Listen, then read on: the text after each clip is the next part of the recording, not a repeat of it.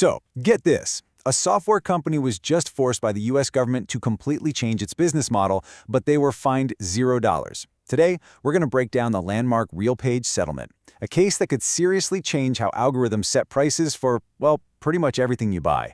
Let's dive in. It sounds like something out of a sci-fi movie, right? But for millions of us, it's a reality. The price you're paying for your apartment might not be set by a human at all, but by a shared algorithm. And that's exactly what the US government decided to look into. So how did this all play out? You know what? We're actually going to do something a little different here. We're going to start at the end of this story, because the final outcome of the government's lawsuit was something, well, nobody saw coming. So after a really long legal fight, RealPage and the Department of Justice finally reached a settlement. On paper, it looked like the government's case against the company was over. But the real story isn't that it ended, it's how it ended. Yeah, you're seeing that right. After a massive federal investigation into some pretty serious price-fixing allegations, the financial penalty for RealPage was nothing. A big fat zero. So you have to be asking, right? If the government didn't get any money out of this, what was the point? Well, this is where the real punishment comes in. Instead of a fine, the government forced some huge changes to how they operate. First off, RealPage is now banned from using sensitive, non-public data to set its prices. We're talking about data like what tenants at competing buildings are actually paying. Second, they'll have a court-appointed monitor literally watching over their shoulder.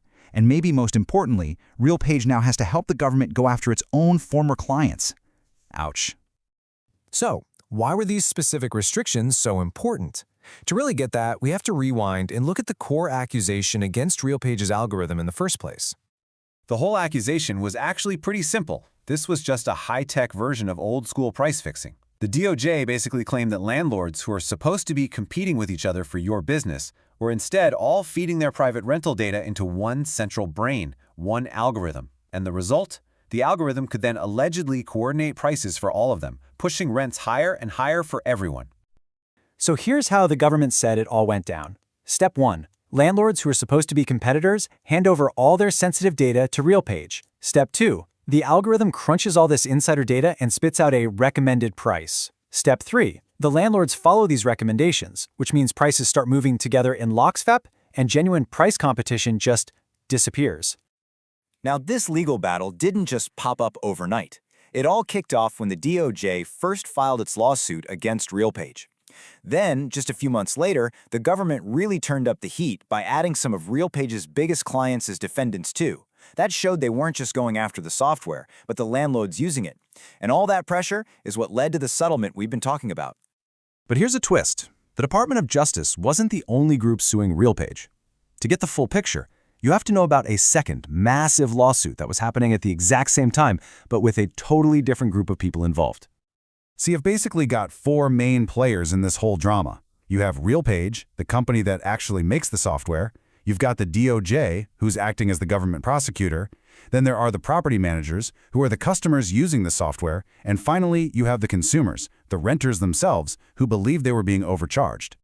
And this is a really crucial distinction to understand. Think of it this way. The government's lawsuit was like a cop pulling over a speeding car to stop it from causing an accident in the future. The renter's lawsuit, on the other hand, was like the people who were already hit by that car suing for their medical bills. Two very different goals, which led to two very, very different outcomes. So, while RealPage paid absolutely nothing to the government, it did agree, along with 25 other companies, to pay $141 million to settle that separate class action lawsuit from the consumers. See the difference? The DOJ was focused on changing the company's behavior for the future, but the renter's lawsuit was all about getting money back for harm that was already done. So why are we talking so much about this one settlement? Why does it matter? Because honestly, its impact goes way beyond just RealPage or the rental market. This is really about the future of AI. Now, from RealPage's perspective, they're not the bad guys here. Their CEO, Dirk Wakeham, has said they see their software as a tool that helps property managers make smart, independent decisions in a super complex market. They frame their technology as part of the solution to the housing crisis, not the cause of it. But as you can imagine, the DOJ has a completely different view. The head of their antitrust division sent a crystal clear message: companies have to make their own pricing decisions. It was a direct warning shot, basically saying, you can't just blame an algorithm, we're still going to hold you responsible. And that's really the key takeaway.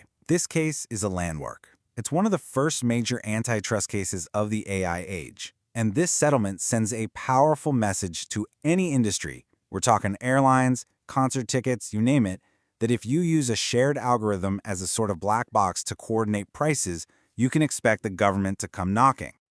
So, what happens now? Well, even with this big settlement, this story is far, far from over. First, don't forget that the property management companies, the ones who use the software, are still in hot water with the DOJ. Second, that court-appointed monitor is now going to be inside RealPage, making sure they stick to the deal. And finally, this case has really kicked off a much bigger, global conversation about AI, competition, and what's fair. And all of this leaves us with a massive question for our digital future. As we hand over more and more of these big economic decisions to artificial intelligence, we have to ask ourselves, if an algorithm sets the price, who's really in charge? This settlement didn't answer that question, but you can bet it's one we'll all be grappling with for years to come.